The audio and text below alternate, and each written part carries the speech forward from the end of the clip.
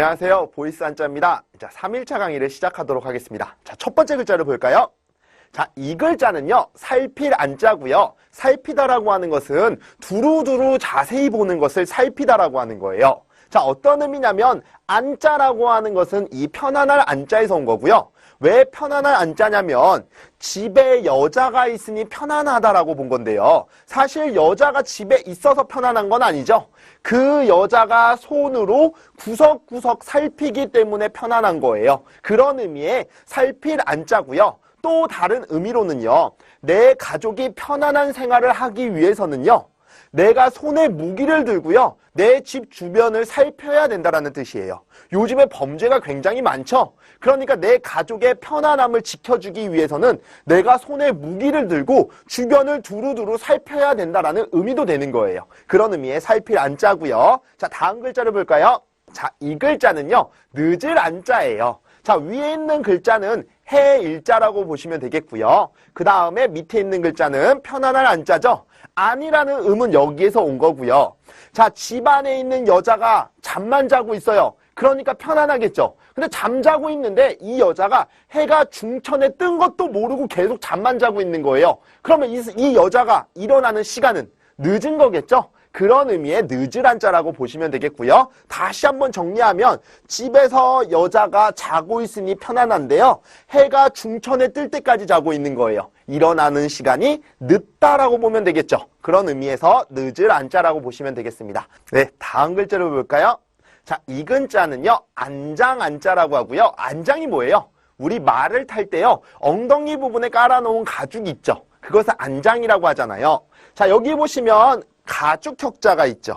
그리고 편안할 안자가 있죠. 말은 없지만 말을 탈 때 편안하게 타라고 엉덩이 부분에 깔아놨던 그 가죽이에요. 그것을 우리는 안장이라고 하는 거죠. 그런 의미의 안장 안자라고 기억하시면 되겠고요. 자, 다음 글자를 볼까요? 자, 이 글자는요. 번역할 역자예요. 자, 어떤 의미가 있냐면 사실 제일 중요한 글자는 이 글자라고 보는데요. 이 글자 먼저 설명을 드릴게요. 이 글자는 다행행자라고 하는 건데요. 다행이라고 하는 건 어떤 의미예요? 뭔가 최선책이 아닌 차선책의 의미를 갖고 있어요. 예를 들면 제가 지금 길 바깥으로 나갔는데 교통사고로 당했습니다. 가장 좋은 거는요. 안 당한 게 좋은 거였죠. 하지만 이미 사건은 벌어졌어요. 하지만 제가요, 죽지는 않고요, 살짝 다치기만 했어요. 이것을 우리는 다행이라고 하는 거죠. 그런 의미로 생각을 한다면요. 자, 흑토자는 우리가 땅이라는 의미가 있다라고 했었죠. 자, 우리 예전에는 농경사회였습니다. 농사를 짓기 위해서는 땅이 필요한데요. 아주 비옥한 땅이 필요하겠죠. 그런데 비옥한 땅이 없어요. 풀이 있고요. 많다가 있죠. 풀이 무성한 땅이 있다라는 건데요. 잡초가 무성한 땅이라도 있는 게 이 사람 편에는 다행이다라고 보는 거죠. 그런 의미의 다행행자고요.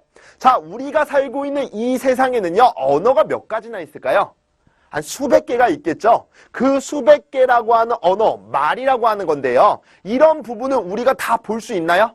볼 수 없죠. 하지만 다행히도 누군가가 볼 수 있도록, 눈으로 볼 수 있도록 그 말들을 번역해 놨다라는 의미에서 번역할 역자가 되는 거예요. 다시 한번 정리하면 이 세상에는요, 수백 개의 말들이 있는데요. 그것을 눈으로 볼 수 있도록, 다행히 눈으로 볼 수 있도록 누군가가 번역해 놨다라는 거고요. 사실 이 글자가요, 눈목자에서 온 글자예요.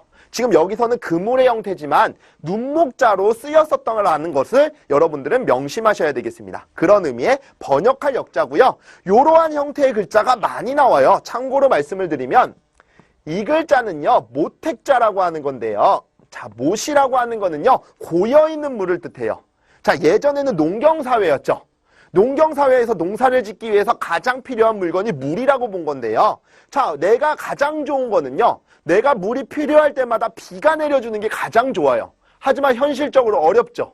그렇다고 포기하고 절망할 필요가 없어요. 왜냐하면 다행히도 그물처럼 묶여있는 물이 있더라 이거예요. 흐르는 물이 아니라 고여있는, 묶여있는 물이 있어요. 그것을 우리는 못이라고 하는 거죠. 그런 의미의 모택자가 있고요. 하나만 더 말씀드리면 자, 이 글자는요. 가릴 택자라고 해서 택일할 때 쓰이는 글자인데요. 자, 우리 위조지폐를 가려내는 그 모습을 연상하시면 돼요.